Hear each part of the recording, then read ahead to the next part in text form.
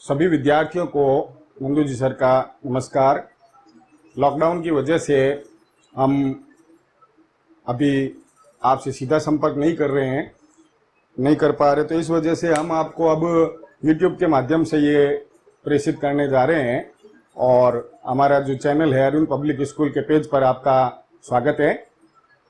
आज कक्षा 10 का हम टॉपिक ले रहे हैं वैदिक गणित, जिसका बोर्ड में 4 अंक की प्रश्नावली निर्धारित की गई है। इससे संबंधित 3 प्रश्न बोर्ड में पूछे जाते हैं और 4 अंक की ये प्रश्नावली है, जिसमें एक अंक के 2 प्रश्न पूछे जाते हैं और 2 अंक का 1 प्रश्न पूछा जाता है।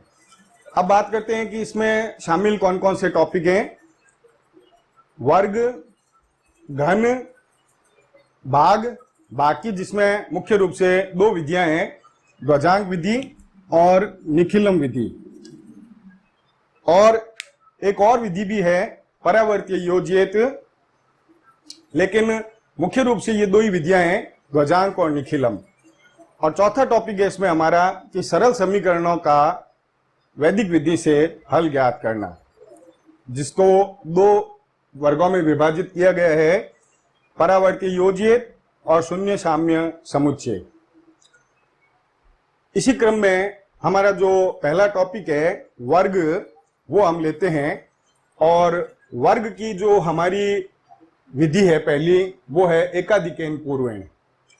एकाधिकेन पूर्वेण विधि वहीं पर प्रभावी है जहां पर जिस संख्या में इकाई का अंक 5 हो, वहां वर्ग की एकाधिकेन पूर्वेण विधि अत्यंत ही प्रभावी है और सुविधाजनक है। तो अब ये विधि किस तरह से प्रभावी है, इसके लिए हम एक सवाल लेते हैं और वो आप समझने का प्रयास करें। तो वैदिक विधि से 65 का वर्ग ज्ञात करने की कौन सी विधि ज्यादा सुविधाजनक रहती है।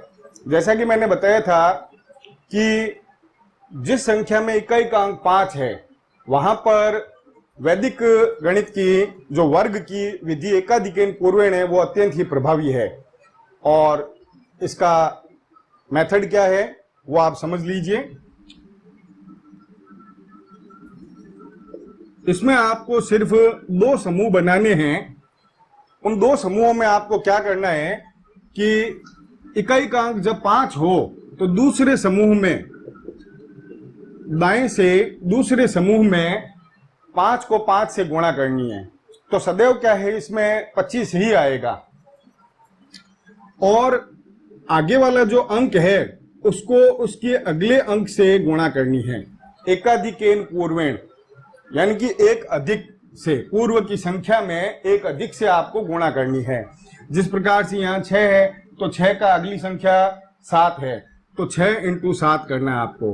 तो ये हो गया आपके 42 और इस समूह में 25। बस इनको आपको पास में लिखना है। इस प्रकार से ये आपका आंसर इसमें प्राप्त हो गया है 4225, ये 65 का वर्ग। पिछला सवाल हमने 2 अंकों की संख्या का लिया था, जिसमें इकाई का अंक 5 था और उसका वर्ग हमें ज्ञात करना था। इसी क्रम में अब 105 का वर्ग वैदिक विधि से ज्ञात करना है। तो यहां भी एकाधिकेन पूर्वेण विधि ही सबसे ज्यादा प्रभावी होगी। 105 में हम समूह ये मान लेते हैं कि ये जो इकाई का अंक है, ये एक समूह हो गया और दूसरा समूह ये 10 हो गया। तो अब हमारे 2 समूह जो बनेंगे, उसमें 5 × 5 दूसरे समूह में सदैव रहेगा ही रहेगा। एकाधिकेन पूर्वेण विधि मैं फिर से याद दिला दूं, वहीं पर प्रभावी होगी जहां पर इकाई का अंक 5 हो। तो इसलिए दूसरे समूह में 5 × 5 और 10 को उसकी अगली संख्या अर्थात 11 से गुणा करनी है। तो जब हम 10 को 11 से गुणा करेंगे तो 110 और यहां पर आ गया 25, और बस इनको पास में लिखना है अपने, और ये हमारा उत्तर ज्ञात हो गया। तो ये विधि बहुत ही सुविधाजनक है, लेकिन याद रखना है ये विधि वहीं पर प्रभावी है जहां इकाई का अंक 5 है, और उससे हम ये वर्ग आसानी से ज्ञात कर सकते हैं। पिछली जो विधि हमने वैदिक गणित में ली थी वो थी एकाधिकेन पूर्वेण। एकाधिकेन पूर्वेण विधि वहीं पर प्रभावी होगी जहां इकाई का अंक 5 हो, ये मैं फिर से बता दूं। लेकिन मान लीजिए कि कोई ऐसी संख्या जिसका वर्ग हमें ज्ञात करना है वैदिक विधि से, और उसमें इकाई अंक 5 नहीं है, तब एक और अन्य विधि प्रभावी होगी, वो है उपसूत्रानुरूपेण। उपसूत्रानुरूपेण से हम 2 अंकों की संख्या का वर्ग बहुत ही सुविधाजनक तरीके से ज्ञात कर सकते हैं। इसी क्रम में हम एक सवाल लेते हैं, जैसे 37 का वर्ग वैदिक विधि से ज्ञात करना है। अब इसमें 2 अंक हैं, इकाई का अंक 7 है और दहाई का अंक 3 है। अनुरूपेण विधि से 2 अंकों की संख्या का वर्ग ज्ञात करने के लिए हम 3 समूह बनाते हैं और इन 3 समूहों में संख्याओं को किस प्रकार व्यवस्थित करते हैं, इकाई का अंक इस तरफ, दहाई का अंक इस तरफ, यानी कि किनारे किनारे वाले समूहों में इकाई और दहाई का अंक व्यवस्थित कर देंगे। दहाई का अंक इस तरफ और इकाई का अंक इस तरफ, और बीच वाले समूह में दोनों अंकों की गुणा का दुगुना अर्थात 2 से गुणा और करना है। यानी कि कोई भी जो 2 अंक हैं उनको लिखना है गुणा में और 2 से गुणा करनी है। और इकाई और दहाई का अंक जो हमने किनारे किनारे वाले समूहों में रखे हैं उनके ऊपर स्क्वायर भी लगाना है अर्थात घात 2 लगानी है। अब हर समूह का जो सरल मान है वो हम यहां उतार लेंगे। 7 का वर्ग अर्थात 7 को 7 से गुणा किया 49, और बीच वाले समूह में इन तीनों संख्याओं की गुणा की, 2 को 3 से गुणा की 6, 6 को 7 से गुणा किए 42, और 3 का वर्ग अर्थात 3 को 3 से गुणा किया 9। तो इस प्रकार से तीनों समूहों में हमारे पास में संख्याएं हैं 9, 42, 49। अब इसमें उत्तर लिखने की विधि क्या है? उत्तर लिखने की विधि है कि प्रत्येक समूह में से इकाई का अंक हमें लेना है उत्तर में और दहाई का अंक पिछले समूह में जोड़ना है। 9 हमने यहां लिख देंगे और 4 जो है 42 में जोड़ेंगे। तो 42 में हमने 4 जोड़ा तो 46, 46 में फिर से 6 यहां, और जो 4 बचेगा वो 9 में जोड़ देंगे। तो 9 और 4 इस प्रकार से 13, और 37 का वर्ग 1369। तो हमने देखा कि 2 अंकों की कोई भी संख्या हो, उपसूत्रानुरूपेण विधि उन सब में ये लागू होगी और अत्यधिक प्रभावी होगी। तो हमने वर्ग की 2 विधियां अभी देखी, लेकिन उन दोनों विधियों में कुछ सीमाएं हैं, कुछ प्रतिबंध है। जैसे एकाधिकेन पूर्वेण विधि वहीं पर प्रभावी होगी जहां इकाई का अंक 5 हो। उपसूत्रानुरूपेण विधि वहीं पर प्रभावी होगी जिसमें 2 अंकों की संख्या हो। तो अब मान लीजिए कि संख्या तो किसी भी प्रकार की आ सकती है और उसका वर्ग कैसा भी हो सकता है, किसी भी प्रकार से वर्ग निकालना। तो एक और विधि है वर्ग के लिए, वो है द्वंद्व योग विधि से वर्ग। द्वंद्व योग विधि ऐसी विधि है जिससे हम कितने भी अंकीय संख्या का अर्थात कितने भी अंकों की संख्या का वर्ग ज्ञात कर सकते हैं। जैसे हमने ले लिया 145 का वर्ग, 145 नहीं लेकर के मैं 148 ले लेता हूं, क्योंकि 145 में फिर से 5 में तो वो एकाधिकेन पूर्वेण विधि भी प्रभावी होती है। तो 148 का वर्ग मान लीजिए हमें वैदिक विधि से ज्ञात करना है। मैं बार बार वैदिक विधि इसलिए बोल रहा हूं क्योंकि हो सकता है कि बोर्ड के पेपर में आपको जो क्वेश्चन आएगा उसमें वैदिक विधि से वर्ग लिखा हुआ ही मिलेगा। अब आपको यह तय करना है कि कौन सी विधि ज्यादा सुविधाजनक और प्रभावशाली और सरल तरीके से लग सकती है। तो 148 का वर्ग वैदिक विधि से ज्ञात कीजिए। द्वंद्व योग विधि से जब हम यहां पर वर्ग ज्ञात कर रहे हैं तो इससे में कुछ किसी भी प्रकार का प्रतिबंध नहीं है कि संख्या में इकाई का अंक क्या होना चाहिए या संख्या कितने अंकों की होनी चाहिए। इससे हम कितने भी अंक की संख्या का वर्ग ज्ञात कर सकते हैं। हम जैसे इसमें 3 अंकों की संख्या का वर्ग ज्ञात कर रहे हैं। सबसे पहली प्रक्रिया इसमें जो है वो ये है कि हम समूह बनाएंगे। अब समूह किस प्रकार से बनेंगे कि हमारी संख्या कितने अंकों की है, 3 अंकों की है। 3 का दुगना होता है 6 और उससे कम करेंगे अर्थात 5 समूह बनेंगे। तो समूह किस प्रकार से बनाने हैं,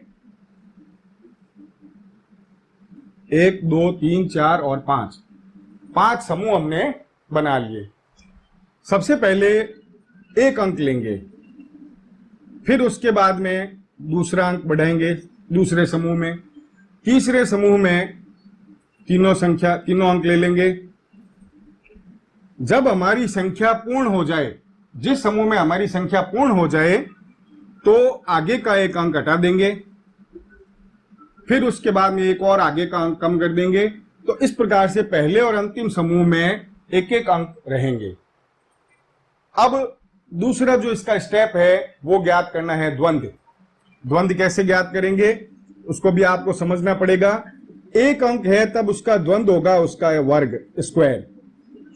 दो अंकों का द्वंद्व दोनों अंकों की गुणा का दुगुना, अर्थात 2 से हमेशा गुणा करना है जब दो अंकों की द्वंद्व हम निकाल रहे हैं। 3 अंकों का द्वंद्व कैसे निकालेंगे? 3 अंकों का द्वंद्व निकालने के लिए किनारे किनारे की संख्या का तो दुगुना और इसका करेंगे हम दुगुना। किनारे किनारे की संख्या का गुणा का दुगुना प्लस बीच वाले अंक का स्क्वायर, 4 का स्क्वायर किया हमने, वो प्लस करना है इस समूह में। अब फिर से 2 अंक हैं तो 2 अंकों का द्वंद्व होता है उन दोनों की गुणा और फिर उसका दुगुना, और 1 अंक है तब उसका द्वंद्व होता है उसका वर्ग स्क्वायर। अब इन सारे द्वंद्व जो हमने बनाए हैं उनको सरल कर लेंगे। 1 का वर्ग 1 ही होगा, इसमें हम गुणा करेंगे 2 एकम 2, 2 को 4 से गुणा किया हमने 8, फिर इसमें हमने पहले गुणा कर ली 8 एकम 8, 8 दूनी 16 और 4 का वर्ग किया हमने वो भी 16, जिनको हम बाद में जोड़ेंगे। इसमें 4 दूनी 8, 8 को 8 से गुणा किया 64 और फिर 8 का वर्ग अर्थात 8 का स्क्वायर 8 इंटू 8 यानी कि वो भी 64। अब जो इस समूह में हमने लिखे हैं दो हमारे 16 प्लस 16 इनको जोड़ लिया 32। इस प्रकार से ये द्वंद्व सरल हो गए हैं। द्वंद्व में प्रत्येक में संख्या प्राप्त हो गई है। अब उत्तर लिखने का तरीका इसमें क्या है वो इस प्रकार है कि इकाई का अंक लेना है, दहाई का अंक को पिछले समूह में जोड़ना है, फिर इकाई का अंक लेना है और दहाई का अंक जो है वो उसमें जोड़ना है। तो इस प्रकार से एक अंक ही लेना है। तो 4 हमने लिख दिया यहाँ पर। अब 6 को इसमें जोड़ा तो 64 में 6 जोड़ा 70, 70 का हमने 0 ले लिया, 7 इसमें जोड़ दिया, 32 में फिर 7 जोड़ा तो 39 का 9, फिर 3 हासिल की इसमें जोड़ दी और 3 में 8 जोड़ दिया तो 11 का 1 और 1 में 1 जोड़ दिया 2। यानी कि जो प्रथम समूह है हमारा उसमें कितने भी अंक हो सकते हैं, लेकिन अंतिम समूह से हमें केवल इकाई का अंक ही लेना है। 4 ले लिया, 6 जोड़ दिया 64 में 70, 70 का 0 लिया, 7 जोड़ दिया 32 में, 32 और 7 39 का 9, फिर 3 इसमें जोड़ दिया तो 8 3 11 का 1 और 1 इसमें जोड़ दिया। इस प्रकार से 21,904 148 का वर्ग हुआ। तो ये देखा हमने कि ये विधि जो है वो अत्यंत ही प्रभावशाली है और इससे हम कितने भी अंकों की संख्या का वर्ग ज्ञात कर सकते हैं। तो इस प्रकार से हमने देखा कि आज वर्ग की हमने 3 महत्वपूर्ण विधियां सीखी, जिसमें पहली थी एकाधिकरण पूर्वेण, जिसमें इकाई का अंक उन संख्याओं पर प्रभावी होगी जिसमें इकाई का अंक 5 हो। दूसरी विधि हमने देखी थी उपसूत्रानुरूपेण, जिससे 2 अंकों की संख्या का प्रभावशाली तरीके से हम वर्ग ज्ञात कर सकते हैं। और तीसरी विधि थी हमारी ये द्वंद्व योग विधि से वर्ग, जिससे हम कितने भी अंकों की संख्या का वर्ग ज्ञात कर सकते हैं।